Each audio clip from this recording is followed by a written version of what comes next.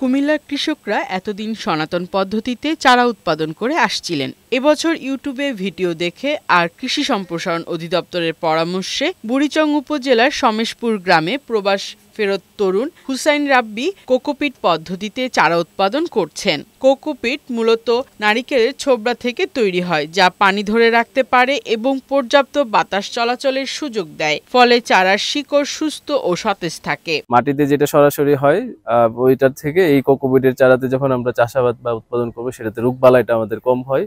সেই ক্ষেত্রে এটা দিয়ে আমরা ভালো উপকৃত হব। মাটির থেকে যেটা নেওয়া যায়, ধরেন অনেক ক্ষেত্রে দেখা গেছে অর্ধেক মারা যায়, আর এটা এখান থেকে নিয়ে গেলে ধরেন কি মরার হারটা অনেক কম। কোকোপিটের চারা নিতে কৃষকরা আসছেন প্রতিদিন, আবার এই পদ্ধতিতে চারা উৎপাদনে ঝুঁকছেন অনেকেই। কোকোপিটটা নারকেলের ছিলা দুনা বাংলাদেশের লবণাক্ত 110%, আর যদি আমরা থাইল্যান্ড থেকে সংগ্রহ করি পানি ভিজাইলে 25 কেজি হয়। এর সাথে আবার কেঁচু সার মিক্স করি, বিভিন্ন আইটেমের ওষুধ ব্যবহার করি, যাতে কৃষকরা আপনার রোগবালাই না আসে। মাটিতে উৎপাদন করা চারা অনেক সময় নষ্ট হয়ে যায়, এতে কৃষককে লোকসানে পড়তে হয়। মাটির যে চারাগুলো আছে না, কৃষক অনেক লস খায়।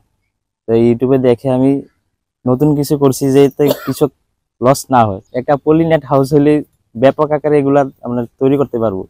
তো উপজেলা ম্যাডামও বলছে, আশ্বাস দিছে দিবে আমাদেরকে। কোকোপিট পদ্ধতিতে চারা উৎপাদন প্রক্রিয়া সহজ এবং এতে ফলন দ্রুত আসে। এই পদ্ধতিতে রোগবালাইও অনেক কম হয়, তাই কৃষকরা এখন এই পদ্ধতির দিকে ঝুঁকছেন। পানি ধরে রাখতে পারে ভালো এবং চারা মারা যায় না, এ কারণে কৃষক কোকোপিটে চারা উৎপাদন করতে আগ্রহী হচ্ছে এবং আশা করছি আমাদের বুড়িচং উপজেলায় এটা যেহেতু জনপ্রিয় হচ্ছে এবং কৃষকও এই চারা নিতে খুবই আগ্রহী। কুমিল্লায় 25 একর জমিতে চারা রোপণ হয়েছে।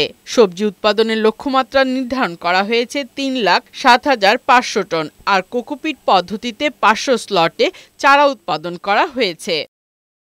ফারহানা শিমু, বৈশাখী সংবাদ।